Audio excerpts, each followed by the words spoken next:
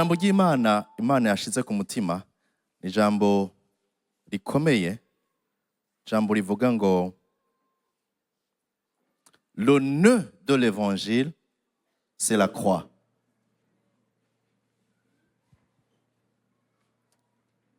Le nœud de l'évangile c'est la croix. Ubutumwa bwiza bwugariye ku musaraba. Haleluya.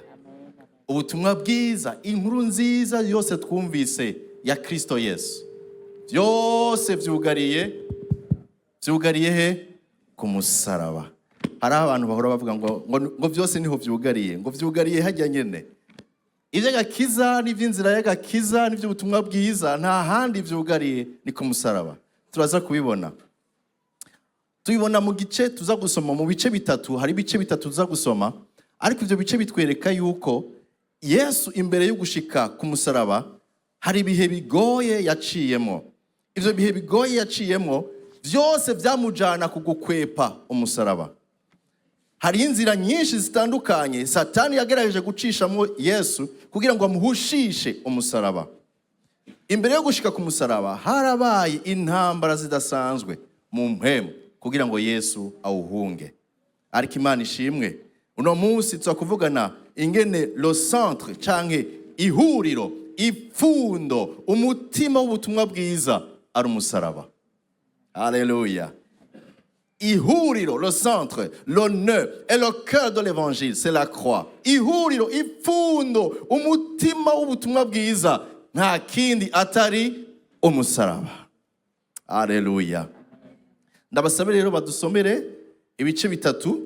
Matayo igice cha 16 umurongo wa 21 gushaka kuri 23. Kuva ubwo Yesu atangura guserurira abigishwa biwe ko akwiye kuzoja i Yerusalemu no kuzobabazwa uburyo bwinshi, ababazwa n'abashinga ntahe, abaherezi bakuru n'abanyabwenge b'ivyanditswe, no kuzokwicwa no kuzozugwa ku munsi ugira gatatu. Yesu ariko aragenda atangura kubahishurira ibigiye kuzoba. Muri ivyo byari bigiye kuzoba harimo urupfu rwiwe no kuzuka kwiwe. Petero aramwihererana atangura kumwamira ati, ntibikabe mwami wanje, ntibizokubeko namba. Ahindukirira Petero ati, herera inyuma Satani, herera inyuma yanje Satani, uri kinsitaza kuko ivy'Imana atari vyo ubabaye ivy'abantu. Ati herera inyuma. Yesu Petero ngo aramwihereranya, amubwira ijambo rikomeye, amubwira ngo ivyo ntibikakubeko mwami wanje. Ibiki bitamubako. Ibiki bitamubako. Ivyo kubambwa, ivyo gupfa, ivyo bintu usubire no kubivuga. Bitesha urubwa igihagararo cawe. Turakwemera. Ivyo bintu usubire kubivuga. Yesu arahindukira ngo herera inyuma Satani, kuko ubabaye ivy'abantu, ivy'Imana atari vyo ubabaye. Batubwire undi mwandanya, undi murongo, Matayo 26 murongo 39 na 42. Yunguruza imbere gatoya arubama. Matayo 26 naho nyene murongo 39 cyo dusimbira kuri 42. Yunguruza imbere gatoya arubama arasenga ati, Data asangwa vyoshoboka kigikombe n'ikindengane. Yesu yumva araremerewe ariko arabona ariko aja ku musaraba. Yo yari objectif, niyo yari intumbero. Wagera ahantu arubama, araduga ku musozi, arunama, arasenga. Isengesho ryiwe rya mbere ryavuga ngo asangwa vyoshoboka kigikombe n'ikindengane. Ibi bintu, uyu mubabaro ngomba ncemwo, uyu musaraba ashaka bishoboka, asangwa bishoboka bindengane.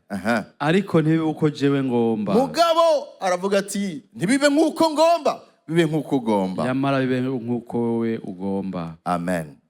Marko 15 murongo wa 29 na 32. Aha mwumvise Yesu yagiye gusenga, aremegwa cyane mu mubiri. Yambaye umubiri araremegwa. Umubiri utangura kubona umubabaro agiye gucamwo. atangura kumva yosenga, ariko iryo sengesho ryariko risunikwa n'ubwoba umubiri wari ufise. Asangwa bishoboka igikombe kindengane, asangwa bishoboka uwo musaraba ndawukwepe, ariko mana ntibibe nk'uko ngomba, bibe nk'uko ugomba.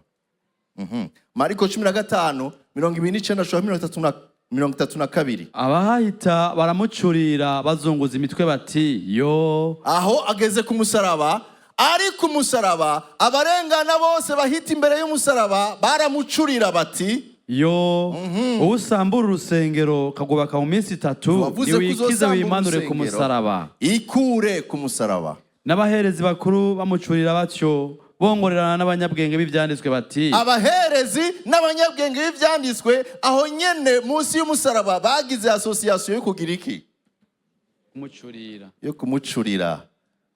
Bati bongorerana n'abanyabwenge b'ivyanditswe bati yakijije abandi, we ntashobora kwikiza. Yakijije abandi, none biramunaniye kwikiza. Kristo umwami w'Abisirayeli niyimanure ku musaraba ubunyene. Nimba ari Kristo umwami w'Abisirayeli niyimanure ku musaraba ubunyene. Tubibone twizere. Tubibone hama tugira iki?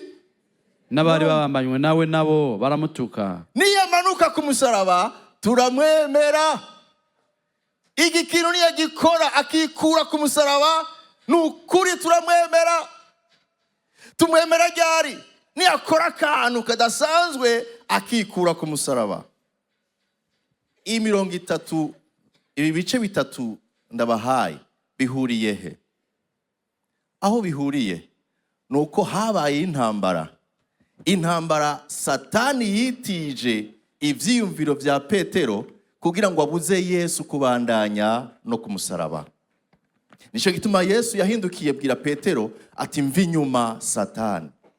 Ivy'abantu nivyo babaye, ariko ivy'Imana ntavyo babaye. Burya Satani ashobora kwitiza ivyiyumviro bisa n'ivyiyumviro vyiza vy'impuhwe kugira ngo aguhushishe intumbero. Satani yitwaza ivyiyumviro vya Petero kuko yaramubabaye, ariko intumbero nyamukuru Satani yashaka kwari uko Yesu adashika ku musaraba. Hageze igihe naho igihe kigeze Yesu aduga gusenga, umubiri uramwanka. Umubiri twambaye nawo nyene urafise ibyifuzo by'umubiri Yesu yari yambaye wari ubwoba. Uwo mwanya bwari ubwoba. Atangura gusenga ati Mana mfasha igikombe kindengane, uyu musaraba sinda uceko, kuko ariko arabona ingene agiye kumanikwa ku musaraba, ari gusa atukwa mu mayira abiri, abantu bose barengana. Nabo yagiriye neza yarabibona ingene bagiye kumuzomera. Uwo wari umubabaro yariko arumva mu mubiri, agerageza kurondera ingene umubiri wamubwira ati bikwepe bikumariye iki, ugiye kubabara. Ariko kome yari Imana aributswa atariko Mana burya ndazi icanzanye si ugukwepa ngeze kuri iki kintu ca nyuma, ariko icanzanye kwari kugira ngo mpfira bari mw'isi, abatagira ubugingo baronka ubugingo. Mana ntibibe nk'uko ngomba, jewe ndagomba gukwepa, ariko ntibibe nk'uko ngomba, ariko bibe nk'uko ugomba. Abaranesheje icifuzo c'umubiri. Ariko maze kumanikwa no ku musaraba ataracikana, abantu bose ngo barazomera. Hagera n'ahantu abantu bavuga bati nukuri twebwe turabizera, turi mu rusengero, turi bakuru b'isinagogi, turi abanyabwenge b'ivyanditswe n'abarengana bose, twagize ihuriro twemeje ko niwikura ku musaraba turakwemera. Ndababaze, Yesu ku musaraba nta bubasha yari afise, nta bushobozi yari agifise, yari akibufise, ariko cari kigeragezo kidasanzwe. Nkuko umenga niyikura ku musaraba abantu baraza kumwemera. Mbega nibaza kumwemera igikorwa cyo ku musaraba atagikoze, abandi bizokira gute? Azoba ahindutse umustar. Un star. Haro benshi dukunda Yesu umustar. Ni igitangaza, ibintu akora c'est extraordinaire. Yeah. hari abakunda Yesu w'umustar, ariko Yesu misiyo yari yamuzanye ntiyari uko abantu bahinduka, abona yuko ari igitangaza abantu bamwaprodise, asigaye hari umusani w'igitangaza. Icyo cyo cyazanye Yesu. Yesu yazanywe n'umutima w'abapfuye, umutima w'abanyabyaha, kugira ngo baronke gukira. Yesu ntiyashobora kwikura ku musaraba kuko icyamuzanye ko kugira ngo jewe nawe turonke ubugingo. Niwikuraho turakwemera, izina ryawe rirahitinga. Turaza kubibwira abantu bose kuri gitangaza, gira gasha ukuve ku musaraba. Cyari kipimo n'ikigeragezo kidasanzwe Satani yariko aramucishiriza mu bantu we banyabwenge, kandi bagaca bavuga ngo tuca twizera. Mwizera iki? Mwizera iki? Mwizera ko yakoze ibitanga, yaramaze iminsi agaburira abantu, yaravuzuye n'abapfuye, kweri ki batamwizeye? Bagiye gushaka kumwizera niyagira iki? Niyava ku musaraba. Bene data, hari abantu twibaza ko twizera kandi dukunda Yesu, mugabo tudakunda Yesu yapfuye ku musaraba. Dukunda Yesu aduha ibintu, aduha inzahabu, aduha amahera, asuka, aguma asuka, aduha, uwo niwe dushaka. Benshi bakunda Yesu umustar wongera dusukira amahera. Mana ishime kuko yampaye, nayisenze iransukira. Jewe mfise Imana igumiduha, igumisesa. Bamenyereye mu kabare ngo babahe, na Yesu ni dohe. Uwo siwe Yesu twizeye. Yesu twizeye numanitswe ku musaraba. Si uwagiyeyo kugira ngo yiyerekane, nuwagiyeyo kugira ngo aheze ikibazo cari mw'isi. Ikibazo cari mw'isi kwari uko isi yose bakoze ibyaha, ntibashikira ubwiza bw'Imana. Nyereka Yesu, nyereka umusaraba, ndashaka umusaraba, imaje y'umusaraba igumeho umwanya muremure. Uwo dukeneye ni Yesu yamanitswe kuri kijya giti, igiti cy'umusaraba, nta wundi. Yesu, umusaraba. Aha ndahagaruka, ariko umusaraba. Uwo dukeneye ni Yesu amanitswe ku musaraba, ariko uno munsi ntakiri ku musaraba, yarazutse. Haleluya. Icyo dukeneye ni igikorwa cyakoretse ku musaraba. Nico gituma uwo mwaka turiko turavuga ngo umusaraba ugira iki? Umusaraba ugira iki? Urakora muri jewe. Ata musaraba nta gakiza. Umusaraba c'est le nœud, le centre, le cœur, ni ipfundo, ihuriro n'umutima ubutumwa bwiza tuvuga. Ariko mwumvise ko Satani yagerageje uko ashoboye kose kugira ngo ahushishe Yesu nde iki? Umusaraba. Reka twibarize hamwe, mbega iyo Yesu akwepa umusaraba byari kuba bimeze gute? Ndagomba twiyumviriye muri iyo sense. Mbega iyo Yesu ahunga umusaraba byari kuba bimeze gute? Icya mbere, iyo Yesu ahunga umusaraba yari kuba agararije umugambi w'Imana. Yari kuba agararije nde? Data. Yesu yahunga umusaraba yari kuba agararije data. Kubera iki? Kuko umugambi w'Imana yari yawuteguriye ko uzohezwa cyangwa uzorangizwa muri Kristo Yesu. Iyo Yesu ahunga umusaraba yari kuba ahushije rya jambo ryavuga muri Yesaya ngo nguye ngo yatwawe nk'intama ijanywe kwibagiro, ntiyigeze akura ku munwa, imishishagu yiwe niho twaronse ugukira ingwara, urupfu rwiwe rwatubereye irembo ry'ijuru. Iyo ahusha umusaraba umugambi w'Imana wose wari kuba upfuye, kandi kubera yari afise ugushaka yari gushobora guhitamo kuwukwepa kubera umubiri canke ivyiyumviro vya Satani, canke akawukwepa kugira ngo yereke abariko baramukomera amashi yuko nawe ari gihangange. Ariko iyo Yesu ahusha umusaraba twari kuba natwe dutahuye yuko duhushije umugambi Imana yateguye kudukirizamwo. Ica kabiri, kubera iki? Manza mwumvirize icya mbere. Igituma Yesu atahushije umusaraba bwari ubwa mbere yuko yari kubaho agararije umugambi wa data. Icya kabiri, iyo Yesu ahusha umusaraba nta guharirwa ibyaha byobayeho. Muvyandike birakomeye. Iyo Yesu ahusha umusaraba nta byaha byohariwe, kuko ku musaraba niho habaye ihanahana, niho habaye substitution. Havuyeho umugorosi yamaniswe ku musaraba, umunyabyaha arakira. Umunyabyaha niwe yari kuja ku musaraba agakubitwa agahanwa kubw'ibyaha byiwe, ariwe jewe nawe, ariko hagiye ku musaraba umugororotsi aja mu kibanza canje kugira ngo nanje nkire. Hari umurongo nkunda mu buzima, uwo murongo uranyereka ingene habaye transfer canke substitution, ugutandukana. Abikorinto ba kabiri igice 5:21. Umviriza ingene havuga ngo umwe atigeze kumenya icaha. Ayaya. Umwe atigeze kumenya icaha, Imana yamuhinduye icaha ku bwacu, kugira ngo muri we, bibonetse ndi muri we, jewe mpinduke ukugororoka kw'Imana. Ngiyo transfer yahabaye.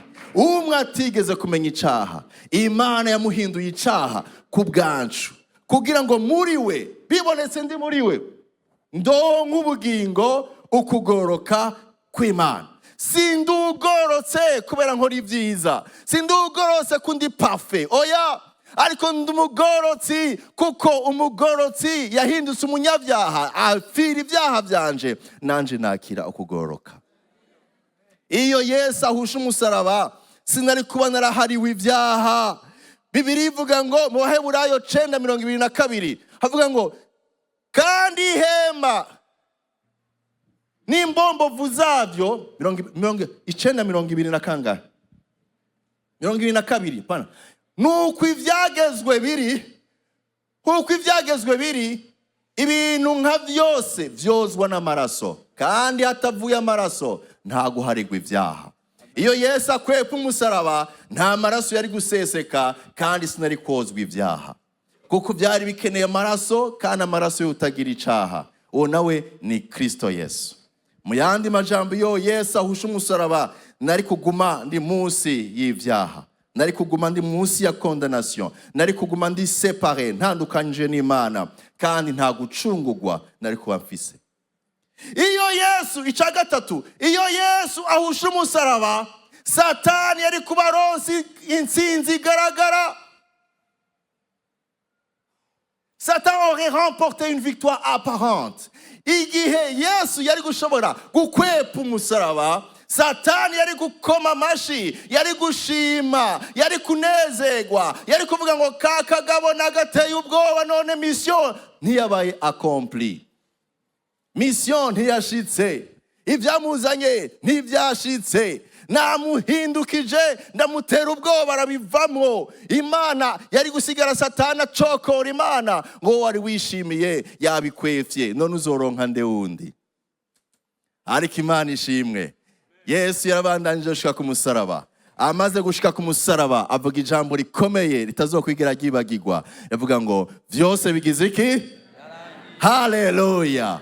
Vyose birarangiye. Kandi ku musaraba nyene mu Bakolosayi igice cya 2:15 bavuga ngo kandi yambuye abakuru n'abafise ububasha, abatetereza mu maso ya bose, abashorera baboshwe mpiri kubw'umusaraba. Yesu yatetereje abakuru n'abafise ububasha, abadayimoni n'abahambaye bose, abatetereza mu maso ya bose ku mugaragaro, ngo batwara baboshe mpiri. Kubw'iki? Kubw'umusaraba. Kubw'umusaraba Satani n'amadayimoni yose yaboshwe mpiri. Nico gituma uno munsi mu izina rya Yesu turabwira abadayimoni ati soka, bagasoka. Haleluya! Ibi ni kubera Yesu atakwefye umusaraba, yaremeye awucako, yaremeye arawubamwo, yaremeye apfira ku musaraba kugira ngo abanyabyaha bose baronke ubwo bushobozi bwo guharirwa ibyaha. Iyo Yesu akwepa umusaraba, icya kane, iyo Yesu akwepa umusaraba nta kuzuka kobayeho. Nta kuzuka kubaho hatabaye urupfu. Iyo akwepa umusaraba, iyo Yesu aza akatubwira Imana, akatubwira ibyiza by'Imana, akatubwira ingene Imana idukunda, akagwiza imikate, agakora ibitangaza, hanyuma yabiheza agaca ababwira ati randevu ku musozi, hanyuma agaca basezera, agaca aduga, murasigara murimenya. Ingo duhure dusezerane. Atigeze aca ku musaraba, agaca aduga ati muribako je ivyanje narabihejeje. Mugabo hari ikintu agiye adahejeje. Ico gihe nta vyizigiro vyuko abamwizera natwe tuzosubira kubaho. Byari bikenewe kwapfa. Bibiri tubwira gute? Bibiri tubwira mu bakorinto ba mbere, abikorinto ba mbere 15:17 havuga gute? Ariko asangwa Kristo atazutse, ukwizera kwanyu n'ubusa, muracari mu byaha byanyu. Kubera iki? Yesu yarapfuye, apfa urupfu rubi wo ku musaraba, ngo aremera araganduka, arahambwa, aja mu kuzimu, ngo umunsi ugira gatatu. Rwa rusengero yavuga batari batahuye wari umubiri wiwe, uko inyuma y'iminsi 3 azozuka.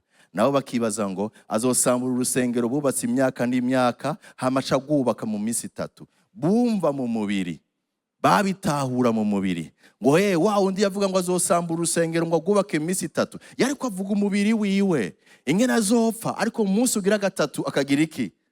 Akazuka. Umunsi ugira 3 arazuka. Amaze kuzuka, hazutse ivyizigiro vy'ubugingo budashira, yuko naho dutakaza abacu bapfiye mu mwami, umunsi uri izina zosura ku bana.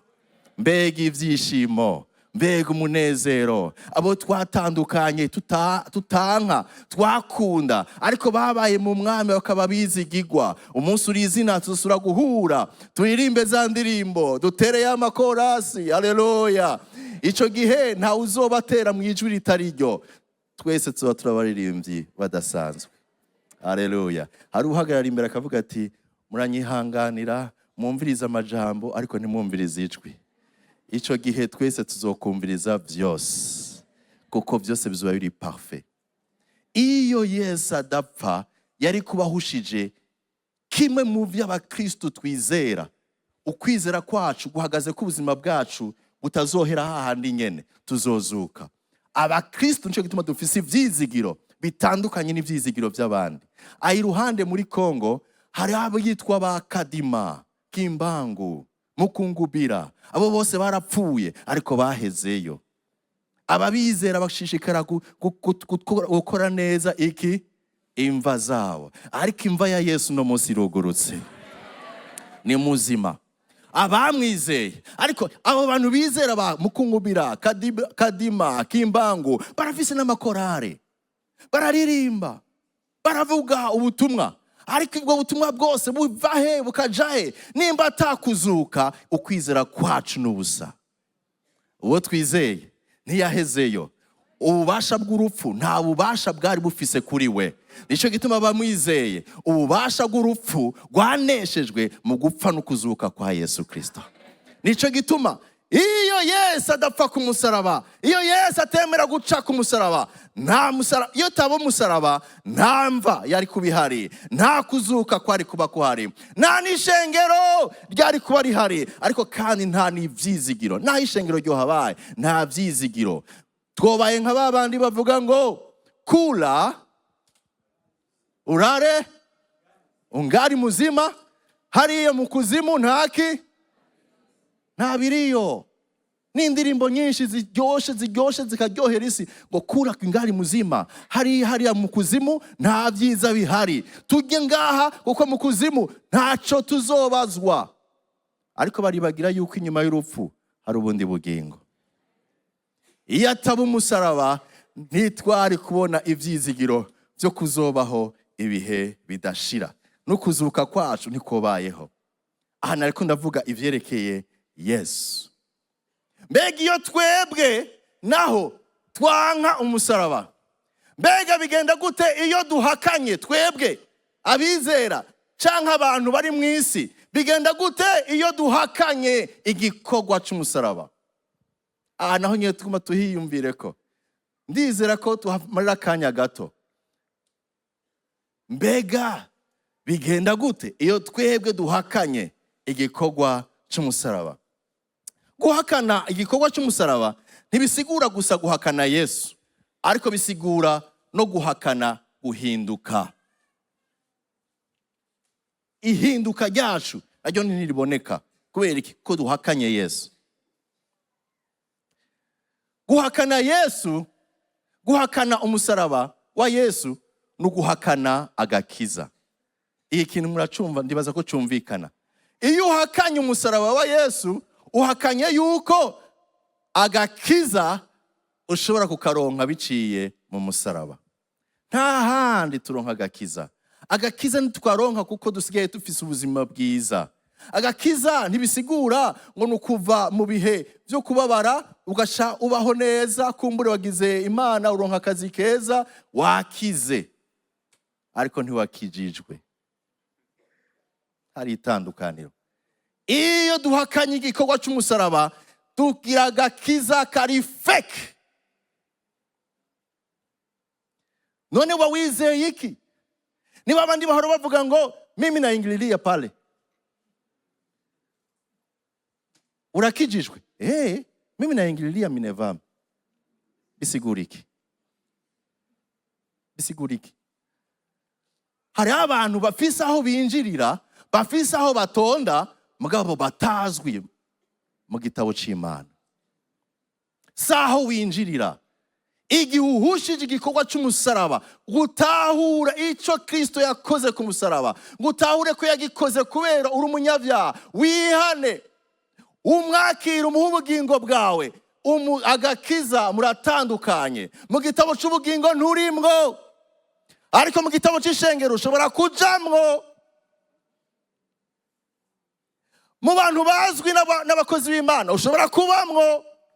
Ushobora kubuzwi na protokole, ushobora kubuzwi n'abantu benshi, ariko utazwi n'ijuru kuko utatahuye yuko ijuru utaginjiramo kubera winjira mu rusengero, ahubwo uginjiramo ko watahuye igikorwa c'umusaraba. Ico Kristo yakoze ku musaraba kikubwiye iki? Abenshi no munsi turarondera ba Kristo, mugabo ba Kristo baduha ivyo dushaka. Turondera Kristo twakuye ku musaraba. Turondera Kristo adafatanye n'umusaraba. Turondera Kristo ariko ivyo umusaraba tumeze nk'aba Petero bati ivyo bintu biragutesha agaciro. Jewe umuntu wanje, umwami wanje, nkeneye ko aba wa wundi anesha amahanga, wa wundi ampa ivyo nkeneye, wa wundi atananigwa, ariko ivyo vyose vyabaye kuko yaciye ku musaraba. Iyo mpushije umusaraba, mpushije agakiza. Nta gakiza kahari igihe ntatahuye igikorwa cabaye ku musaraba. Mwene data, nimba vyitwa ko hagize imyaka warakijijwe kuko wisanze ahantu bavuga ijambo ry'Imana, ugenda urabikunda, ivyo bagusavye urabikora, ariko utigeze utahura ko transfer yabereye ku musaraba, ngo wizere icabereye ku musaraba, ubugingo bwawe uracari mu vyaha. Malheureusement, niko benshi bazokwisanga babaye abanyedini, babaye abakora ibikorwa vy'Imana, mugabo batigeze bashika ku gutahura ca kintu cakoretse, ya transfer yakoretse musaraba, ngo abanyavyaha baronke ukugoroka kuko yewe yapfiriye abanyavyaha. Ariko Imana ikuguruye amaso, ugatahuzwa, ukumva ko bwa bundi niwe wari ukwiye kumanikwa. Hari indirimbo y'ikirundi ivuga ngo imibaba ngo wakubitiwe ibyaha vyanje muri kantike, ngo inkoni yari kumashuraje, yari gukubita jewe, ngo yamashuye wewe.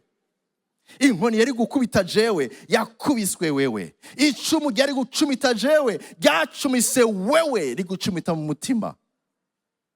Aho niho naronse agakiza, kuko niho ivyaha vyanje vyapfiriye. Mugabo Yesu yapfiriye abari mu isi bose, ariko se abari mu isi bose bazoronka agakiza. Aha rero hari ibibazo. hari ikibazo gikomeye. Yesu yapfiriye abari mu isi bose, yararangije igikorwa ciwe. Uno munsi hari abagenda mugabo bataronka ubugingo kuko bataruguruka amaso. Imana yugurura amaso bari mu isi, itwugurura amaso dutahuze ko agakiza, inzira y'agakiza si yindi, ni urupfu rwa Kristo ku musaraba. Umbise icambere, iyo tuhakanye agakiza, iyo duhakanye igikorwa cy'umusaraba, tuba duhakanye n'agakiza. Icyo ni icambere. Icya kabiri, iyo duhakanye igikorwa cy'umusaraba, tuba duhakanye ijambo Yesu yasize avuze muri nsomere. Abaruka igice c'icenda 23. Iyi jambo muzoryumva cane, rizoguma rigaruka. Abwira bose, ndasenga Imana ngo n'igihe cyose nzogaruka hano, iri jambo nzobana ngenda risubiramo. No kuri bonane nararivuze, ndarisubiramo kandi uno munsi.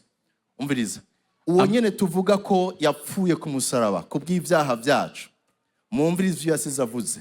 Yavuze gute? Abwira bose ati umuntu ntiyagomba kunkurikira. Abwira bande? Uzuranyumviriza rero. Abwiye bande?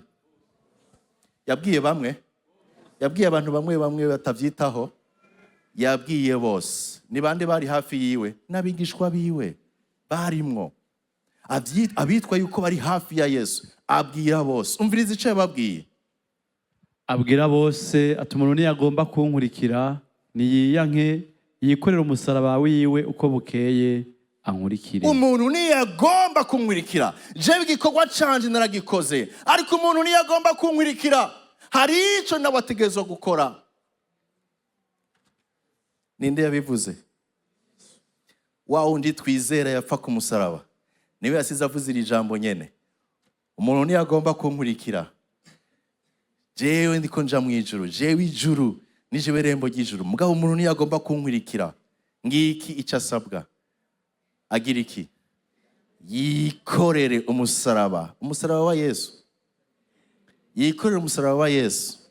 Oh no. Yikorere umusaraba wiwe. Hanyuma agira iki? Yicare. Arindire ko Yesu aza kumutora. Amukwirikire. Kumukwirikira no kuvuga ngo kwemera ijambo avuga, nkaribamwo, nkarigenderamwo. Niko kumukwirikira. Umuntu ntiyagomba kunkurikira. Niyiyanke. Ntivyoroshe kwikunda hama ngo nikorere umusaraba ndamukurikire Yesu. Birasaba ko mbanza kwiyanka. Ariko ikibabaje kino gihe tuvuga ngo ryoherwa, nezerwa. Abandi bagaca bavuga ngo sambuka, irekure. Ntawubaho kabiri. Irekure. Abapfuye bagize iki? Niba? Abapfuye barihuse. Ntawupfa kabiri. Irekure. Ariko ijambo niko rimbwira ngo ahubwo wemere gupfa.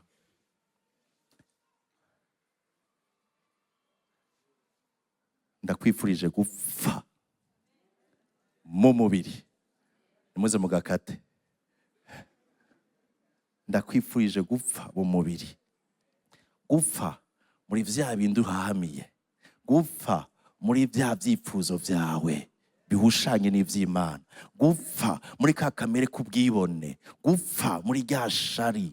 Gupfa muri kwa kwikunda. Gupfa muri kwa kwibona. Gupfa muri ya makomparezo twamamwo. Gupfa ntibikunda ko nikorera umusaraba. Mbanza gupfa, mbanza kwiyanka, hanyuma nkwikorera umusaraba. Narabivuze kuri bonane. Umusaraba ni igikoresho cari igikoresho c'urupfu. Yesu ariko atubwira ngo twikorere igikoresho c'urupfu. Tucikorera kangahe? Rimwe mu mwaka. Imisi yose. Nuvuga ngo imisi yose Yesu aguhamagara kwikorera igikoresho kigenda kikwica imisi yose. Mbega ibi ndiko ndavuga n'ubutumwa bwiza. Byose byugariye kuri iki gikorwa cy'umusaraba. Atamusaraba twikoreye, ngibi bikwirikira. Igihe twanse kwikorera umusaraba, icambere twanka gupfa. kuri jewe nyene. Igihe nkunda Yesu, mugabo Yesu yambwira ngo ikorere nawe, iyange wikorere umusaraba wanje unkurikire, umusaraba wawe unkurikire, nanjye nkavuga nti none ntavyo nshoboye. Dushaka kuba baba Kristo, tuzosanga turi baba Kristo badashaka gupfa kuri jewe, gupfa kuri kwa kwibona, kwanka gupfa kuri wewe nyene. Igihe wanse gupfa kuri wewe nyene, usigaye uri umukristo wirongora. Umukristo wirongora, umukristo ushaka agakiza kaciye ku mukonesere. Ngirira gutya, agakiza kana ka demode, oya je nshaka kambana neza, raba kuri tayi, kuko je ndi umunyamuji, sinshaka agakiza k'abaruguru. Iyo ni imvugo y'umuntu adashaka gupfa, ashaka agakiza yipangiye wenyene. Agakiza sako twipangira, sako tujana ngo badushire kuri taye. Agakiza ndakakira uko nyene kandi kari universel kuri bose. Nta gakiza k'abasirimu n'agakiza k'abaruguru, nta gakiza k'abatunzi n'agakiza k'abakene. Agakiza ni kamwe, kuko umucunguzi n'umukiza n'umwe, ni Kristo Yesu. Igihe nanse gupfa, igihe nanse gupfa, igihe nanse igikorwa cy'umusaraba, igihe nanse kwikorera umusaraba, ndondera agakiza kanryohera, ndondera agakiza ndyohererwa, umubiri wanje unezererwa. Sinzi ko mwumva hari abantu barababwira ngo uyo ni sawa kuko n'umukizwa modere. Iryo jambo rirambihira. Aravyorosha. Uya ni sawa. Duradufatana kamwe. Kandi ntatwicisha amajambo nkawe. Uya mukizwa ni sawa, ni modere. Bayiza mugenzi wawe barabikubwira. Ubwo si wewe.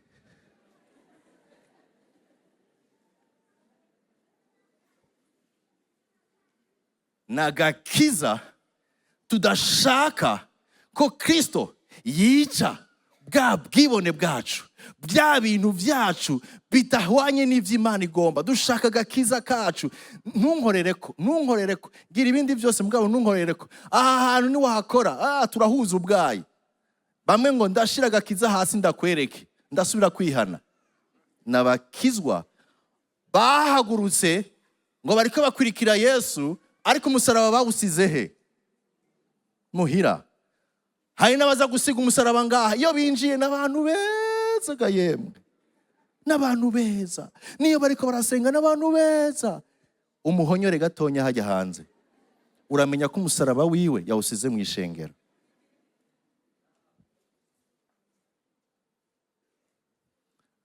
Agakiza, umusaraba, c'est le nœud y'ubutumwa bwiza.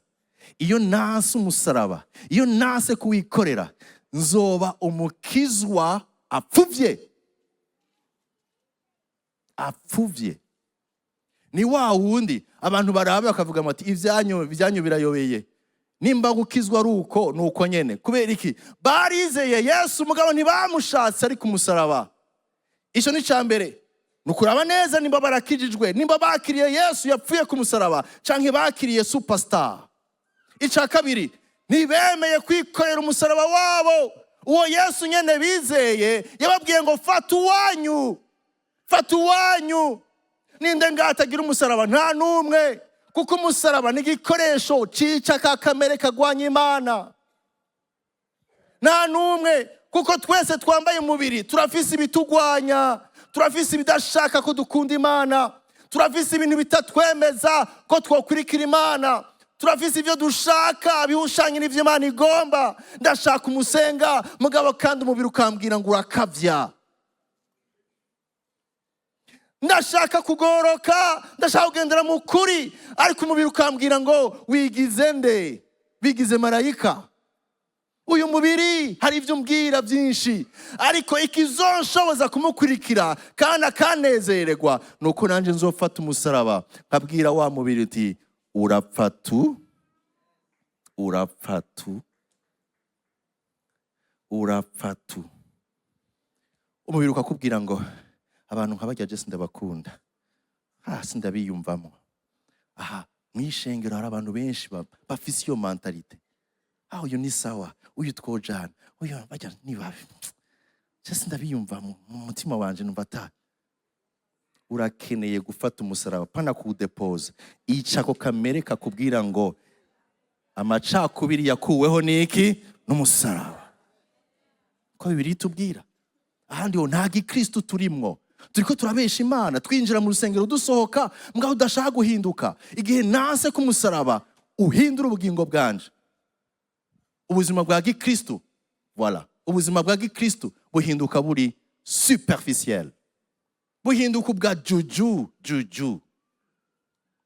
Ntibufatika, nubwo hejuru. Egi gikristo cha kino gihe ni gikinini mu gitigiri.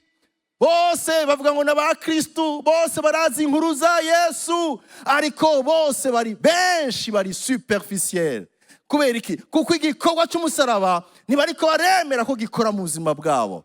Tuja duhinduka abasa n'abakristo, ariko kandi bahimbara n'isi. Isi ivuga ngo wewe ruwacu, c'est bien.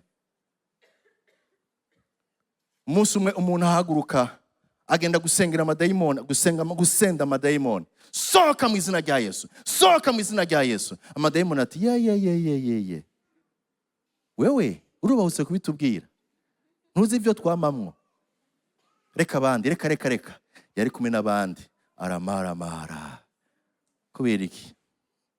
Bafise association n'amadayimoni, bafise ibyo bakorana. Ariko iyo twoba twemera yuko umusaraba ugenda urica bya bindi kwipfuza kubi Imana itadushakamo, tukemera umusaraba, tugapfukama tuti Mwami, ndashaka igikorwa cy'umusaraba gikore muri jewe, ndawikoreye. Ica ububwibone, ica ukukwikunda, ica ukukwipfuza, ica. Novuye mu gikristo kiri superficiel, nkaba umukristo ahimbara Imana kandi n'ijuru gihimbarirwa. Urabona Imana iraba mu ijuru ikavuga ngo ikishima kuri nde? Yishimye kuri Satani. Ivuga gute? Wabonye umugororotsi wanje Yobu. Ndababaze, Yobu yari umumarayika? Mbega Yobu yarajya ibiharage? Ndabyibaza. Yarajya n'umuceri na kawunga? Ndabyibaza. Mbega Yobu yarageragezwa n'ivyo tugeragezwa? Yari mu inosi ntiyari mu ijuru. Mbega Imana yarubahuse kuvuga ibwira umuntu nkatwe, ivuga umuntu nkatwe, imwishimira ngo nguyu mugororotsi wanje Yobu. Nta kindi kidushoboza atari igikorwa cy'umusaraba. No kuvuga ngo ubuzima, iyo tutemeye kwikorera umusaraba, ubuzima bwacu bwa gikristo buhinduka superficiel.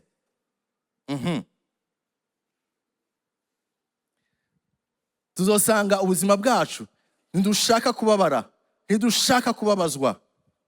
Dushaka ibintu byose byama bimeze kwa kundi nyene, biryoshe kwa kundi nyene, bibikumwe ndabikunda. Nico gituma tuzosanga twahagurukije de ministère ibikogwa, mugabo tugashaka le ministère itagira opposition. Ngiye ubuzima buri superficiel. Ndashaka igikogwa, mugabo ninahura n'ibibazo, icyo gikorwa ndagita canke ndashira hasi umusaraba duhigure. Dushaka intsinzi, mugabo tutaciye mu ntambara. Dushaka intsinzi, mugabo itarimwo ukugwana. Bibiliya iratubwira ngo abo tunigana saba inyama n'amaraso, ariko uwo munigana wa mbere ni uwo mubiri wambaye. Kuko abandi urashobora kubihoza akanya gato ukabakwepa, ariko uyu mubiri uhunga he? Ahubwo uko uvyutse urawutegura, ukawambika, ukawugaburira, hama nawe ukakubwira uti ngirira neza kuko ndazi nanje ko nza kugukorera. Iyo wibagiye umusaraba urakagukorera nyene, uragukorera akantu utazopfa wibagiye, hamusigara uraregreta kandi wawugiriye neza. Umuririmbyi wo muri Kongo niwe yaririmbye indirimbo ivuga ngo nzoto oyo kisina isoni. Kuri bamwe mvuze ururimi, mvuze indimi, isigura ngo ewe mubiri uramara mace. ntaco ntagukoreye. Warambwiye ngo ndagutekera utuntu twiza, naratukugiriye. Warambwiye ngo ndakwambike neza ibigezweho, sinabikwambitse. Warambwiye ndagusige, ndakumakiye, ndagugire neza, ndagutegurira imishatsi, sinabigukoreye. Kwereka none umaramaje, uramaramaje, unkoresheje ibara, unkoresheje ibyaha, ariko kandi uramaramaje, urapfuye. Urapfuye n'ingene ndakugiriye neza. Voilà. Umubiri twambaye ntutwemerera. Nico gituma Yesu yavuze ngo ikorera umusaraba iminsi yose, uwucishe bugufi, uwice. Abenshi dushaka igikristo twambikwa icubahiro, mugabo tutambitswe umusaraba, tutikoreye umusaraba, une couronne sans croix. Munyemerere ndabahe umurongo umwe, Filipi 1:29.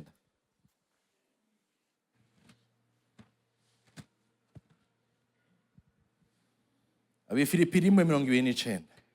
kuko icyo mwagabiwe ku bwa Kristo atari ukumwizera gusa, icyo twagabiwe muri Kristo Yesu, ariko mwagabiwe no kubabazwa ku bwiwe. icyo mwagabiwe muri Kristo Yesu ntimwagabiwe kumwizera gusa. Mwagabiwe singabire y'agakiza gusa mwahawe, ariko muri iyo pake y'agakiza ngo harimo iki? Sinzi ko twabitahuye, udusubiremo neza bukebuke. Ngo kuko icyo twagabiwe mwagabiwe ku bwa Kristo icyo mwagabiwe ku bwa Kristo ngo si ukumwizera gusa. Banza ugezaho, harimo mu byo twagabiwe muri lo cadeau, lo paquet du salut, ingabanwa y'agakiza, twagabiwe kumwizera. Mugabo ngo si icyo gusa.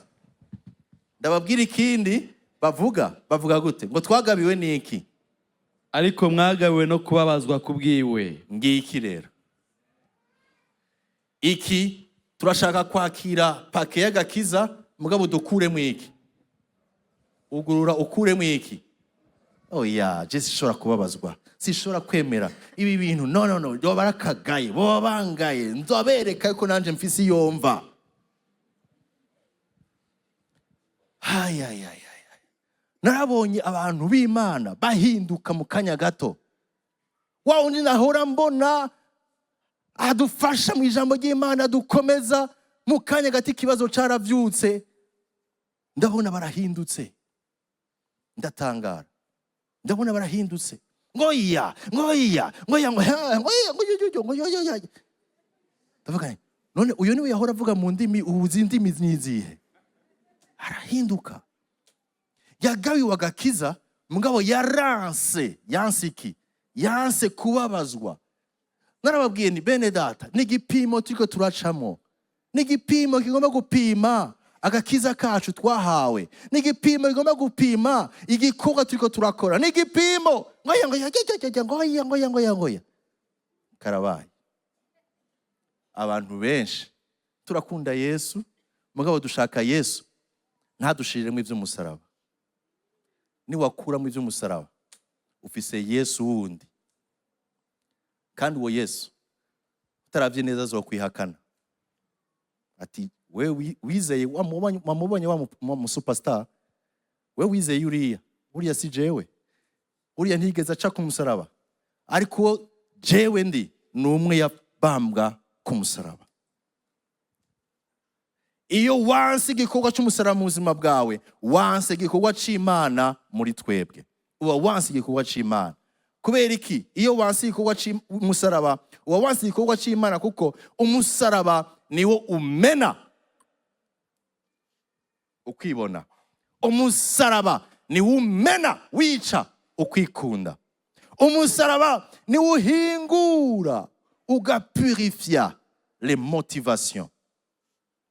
Umusaraba niwo uhingura les motivations, ugutunganya impamvu.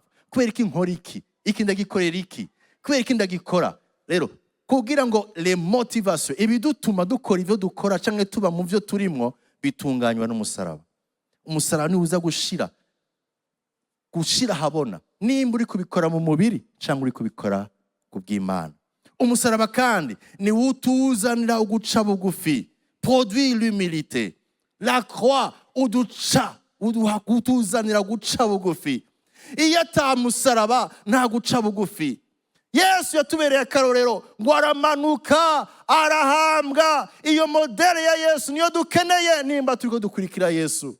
Yesu ntiyari ubwibone, ntiyari uwibona, ntiyari ugenda avuga ngo murazi jewe icicaro mfise. Oya, Yesu yabanye n'abantu, yicisha bugufi kugira ngo abakize. Iyo mpakanye umusaraba, mpakanye kandi igikorwa cy'umusaraba, kuko umusaraba ni usohora ubushobozi bwo kuzuka.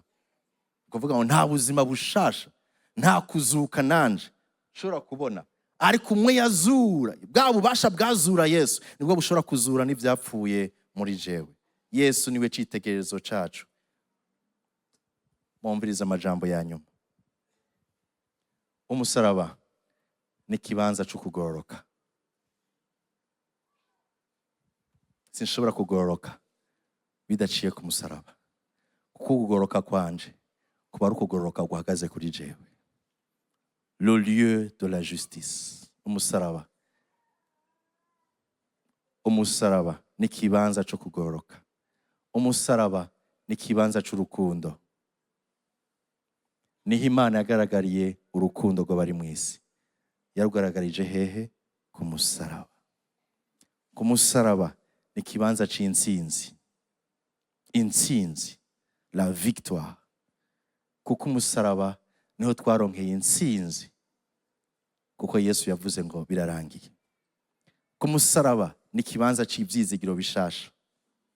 Une nouvelle espérance. Ivyizigiro vy'ubugingo budashira. Ku musaraba kandi ni kibanza c'ubushobozi bw'Imana. La puissance de Dieu.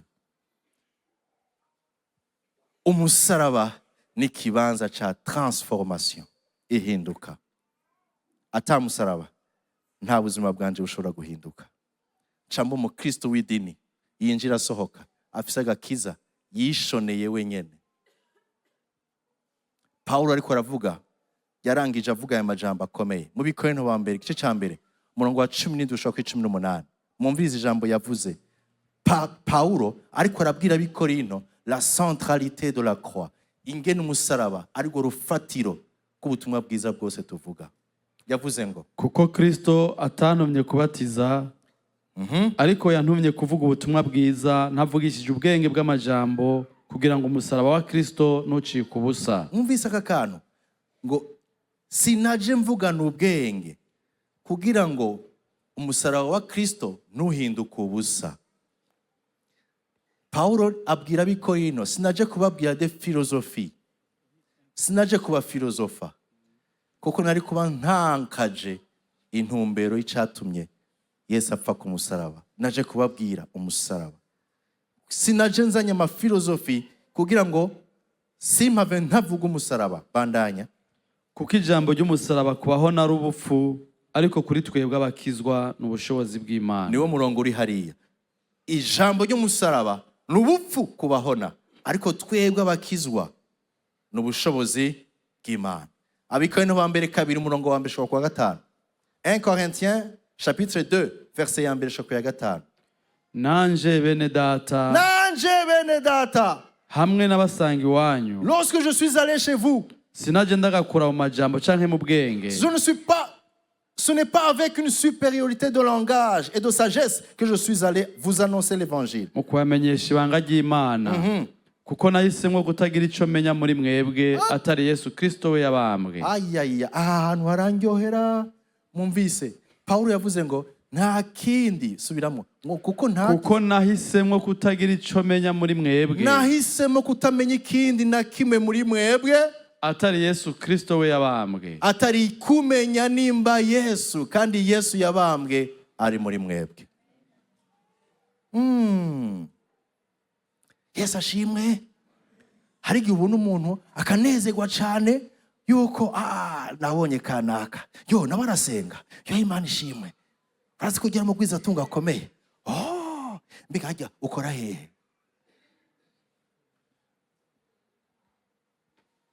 Mumuyegereze cyane.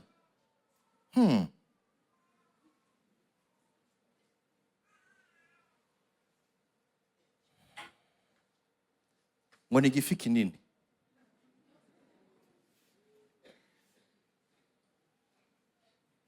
Pawulo ati nta kindi nipfuje kumenya muri mwebwe atari iki, atari kumenya Kristo yabambwe. Mbega ujya muntu ari ku musaraba, mbega ujya muntu yarizeye Kristo yabambwe, atari wa musuperstar twabona. Mbega ubuzima bwiwe yikoreye umusaraba ariko arakwirikira Yesu. Icyo ni Imana irondera mu muntu, ntirondera ibindi byo hanze. Nta na kimwe umuntu yazanye, nta n'icyo azosubira n'inyuma. N'ibyo igutijije muri kano kanya ishobora kubigutiza umwaka umwe cyangwa ibiri ikabikwaka, ugasigara uri hasi usegereza abo wimye. Igikuru ni uko Kristo yubakwa, Kristo yabambwe aba muri wewe. Nta kindi gifite agaciro, nta kindi gifite agaciro. Uyo yagupfiriye niwe rembo ry'ijuru, niwe azogutuma uca mu bihe bigoye ariko ukazohereza mu bugingo budashira ubana nawe. Naho ibindi byose n'ubusa. Ibyo igutije iga kubikoresha neza. Ntibarinde kugusega, ntibarinde kukwinginga, ntibarinde kukugira igitangaza ngo guterure nk'uko bahase guterura ba Petero, ngo ba Paulo, ngo ni Imana. Urazi ko hari abantu bagenda bateruye ngo iyi niyo Mana, atabonetse sinja gusenga, atariho sinosenga. Iyo yinjiye iyo ataje gusenga sinza guhezagirwa. Kubera iki? Kuko nimwasohoka hari ijambo mubwira, ariko uvuye gusenga Imana.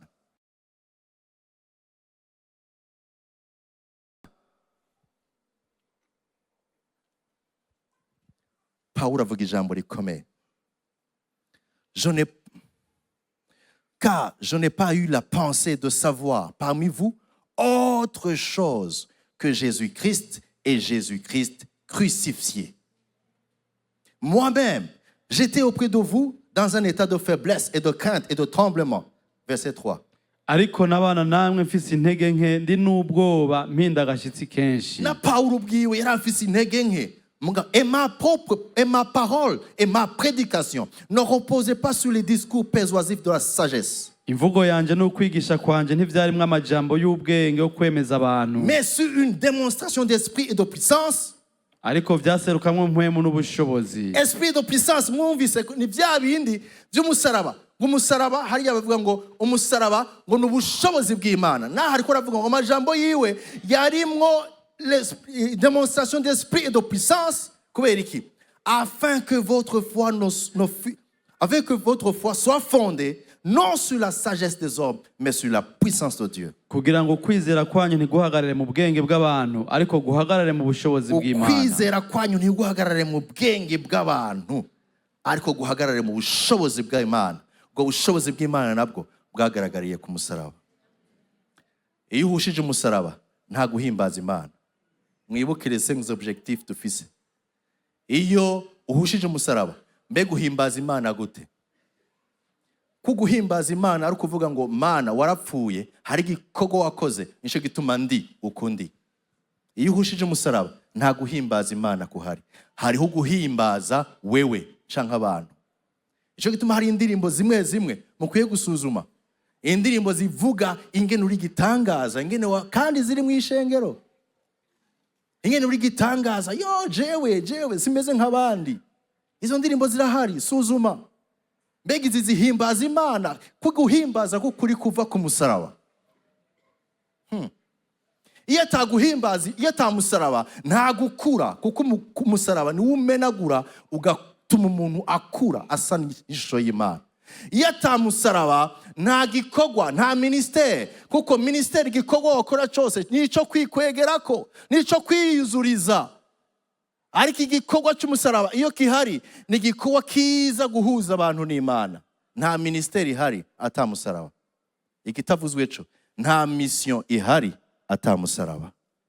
Kuko ugenda kubwira abantu ubabwira igikorwa cabaye ku musaraba, kuko niho abantu bahuriye n'Imana. Umusaraba c'est le nœud, le centre, le cœur y'ubutumwa bwiza. Ndarangije.